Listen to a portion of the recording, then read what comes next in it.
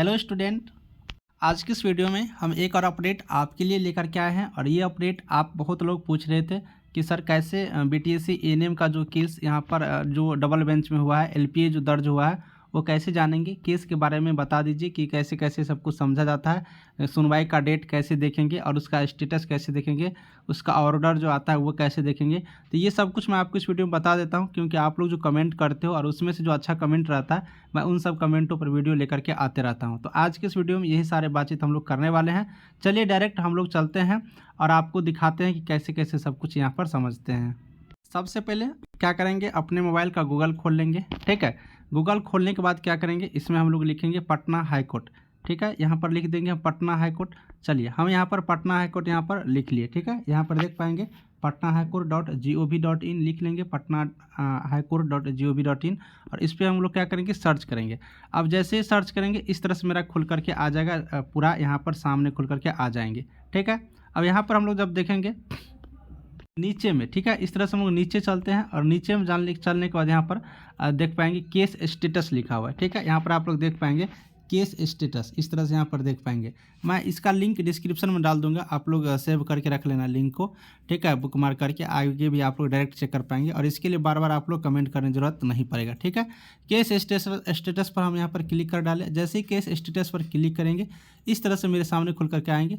ठीक है, अब ऊपर में आ गया तो यहाँ पर कह रहा है कि सिविल केसेज है कि क्रिमिनल केसेज है। ठीक है, दोनों में से आप लोग को चूज करना है। तो जो भी केस होता है ये वाला जो यहाँ पर रिक्रूटमेंट वैकेंसी वगैरह से जुड़ा रहता है वो सिविल केस के अंतर्गत आता है। तो इस वाले ऑप्शन में हम लोग क्या करेंगे, क्लिक करेंगे। अब सिविल केस में क्या करेंगे, ये जो टाइप लिखा हुआ है इस टाइप पर क्लिक करेंगे। ठीक है, अब टाइप पर जब क्लिक करेंगे तो ढेर सारा आ जाएगा। अब आपको देखना है यहाँ पर कौन सा केस है। एक जो नॉर्मल केस होता है CWJC। ठीक है, एक ये वाला भी रहता है, एक LPA वाला भी रहता है। तो इससे पहले आपको CWJC वाला था, अभी LPA वाला है।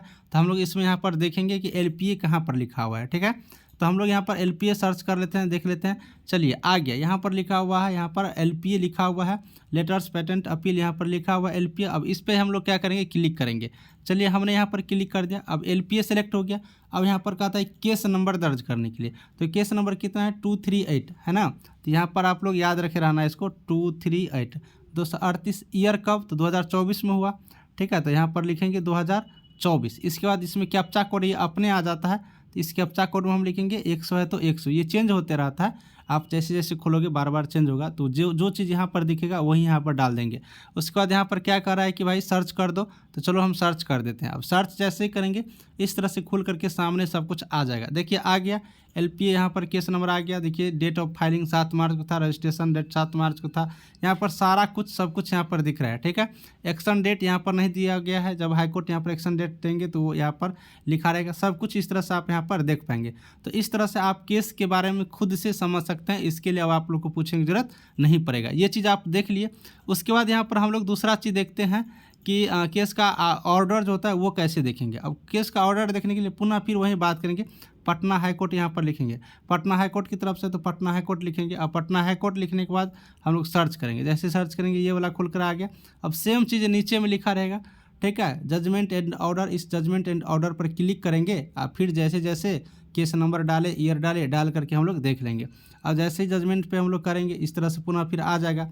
फिर वही बात, अब कैसे चेक करना है, तो केस नंबर के आधार पर हमको देखना है। तो केस नंबर के आधार पर यहाँ पर देखेंगे, केस नंबर पर क्लिक करेंगे। अब क्लिक करने के बाद फिर यहाँ पर आ गया। यहाँ पर आप लोग लिखेंगे LPA वाला है कि CWJC वाला है, तो वो वाला यहाँ पर सिलेक्ट करेंगे। यहाँ पर ऐसे सिलेक्ट करेंगे। ठीक है, अब जो वाला केस है जैसे CWJS का CWJS केस नंबर डायल कर देना है, ईयर, कैप्चा और शो पर क्लिक करेंगे तो आपको यहाँ से दिखना शुरू हो जाएगा। तो इस तरह से आप लोग यहाँ पर देख पाएंगे। तो आप लोग यहाँ पर सब कुछ समझ गए। अब यहाँ पर एक चीज़ और दिखा देते हैं कि केस लिस्टेड जो होता है डेट वो कैसे चेक करेंगे। तो सब कुछ सेम पटना हाईकोर्ट की वेबसाइट पर चल करके हम लोग देखेंगे। और यहाँ पर अगर डेट लिस्टेड देखना है तो ऊपर वाले पर देखना है व्यू कॉज लिस्ट पर, और व्यू कॉज लिस्ट पर जैसे ही क्लिक करेंगे तो इस तरह से खुल करके आएगा। और यहाँ पर हम लोग सर्च कर लेंगे। ठीक है, case number wise search, case number wise search करेंगे। ठीक है, तो केस पे यहाँ पर सेलेक्ट करेंगे और यहाँ पर फिर वही बात, यहाँ पर कौन सा केस है, कॉज डेली कॉज लिस्ट वाला चेक करेंगे।